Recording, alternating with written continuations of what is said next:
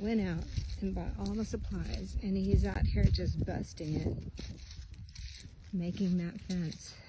So Donkey may come sooner than later. I'm so excited. Isn't he spectacular? You're trying so hard to get a donkey out of this. Isn't this yard so lonely and sad? It needs a little life out here. Look at that big pile of hay over there. I know, I've been waiting.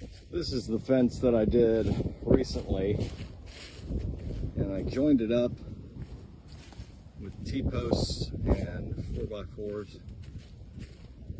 On this one, I went ahead and I followed the contour of the ground, because there's a lift right here. Otherwise, the fence would have been like a foot off the ground over here. So I did like a 4x4 post every 50 feet. This is 100 feet. That's so cute. Home, y'all can decide if it's Phoebe. So this one's name is Scout? That one is Sawyer. Sawyer. This is Scout. Scout. Pretty. Oh my God, I'm in love with mama. you. One of the white ones is his mama. Going all the way to the fence. Here I go. Here I go. Just like backward skating. This is recycling. Mm-hmm. That's good though. All right, so apparently there's about 1 billion ways to stretch a fence. This is some really heavy-duty stuff, which doesn't stretch by hand easily. So I've got that 4x4 post set up, and then I put on another 4x4 post every 50 feet, along with my T-posts. Sorry about the wind. And then over here on this end, like I did on the other side, I originally just had a pole here marking our property with a light on top.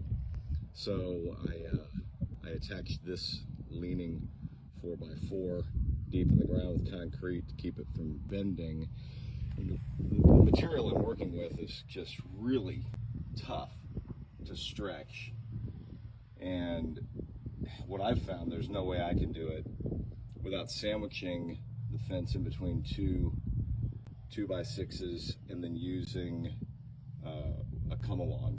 Now your average wire clippers are never going to make it through this stuff. So look, mini bolt cutters. I know, absolutely adorable. So these little knuckles are meant to slide up and down. And so on the very end, where I clip them off, I fold them over themselves just to keep them from sliding. If you don't do this, they will slide all the way off, and you'll have an uneven start. So after I have the fence completely laid out, I go down here to the end and I fold it over itself, and then I sandwich it between two 2x6s so it won't slip. So there's my sandwich board right there, and I just put about 1 billion screws in this thing. Keep everything together tight. Everything else, there's only about 1 billion ways to do this. I like to use washers and 3.5-inch deck screws. Get a nice straight line on the end, and then I cover this up with a 2x4 and paint it black, and you never even see it. After I paint it to match, you'll never even notice it. Plus, it's out here in the middle of nowhere, so, you know, who cares?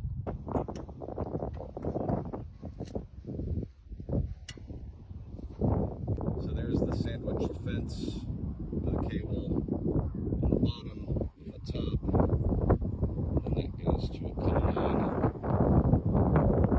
Put a hole in the ground and lean some lever.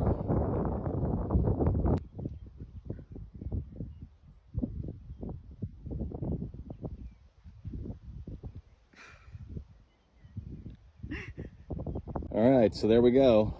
All attached and hidden behind the painted 2x4s. Another 100 feet fence. I think it turned out pretty good. I actually recycled the T-posts that I had. There was just a big stack of them at the back of the lot. So I painted them green. They were quite rusty, but they were too short. So to make up the difference, you can actually cut a piece of 1.5 inch PVC and grab a hammer and tap them down, and then wire them from there. 1.5 inch PVC.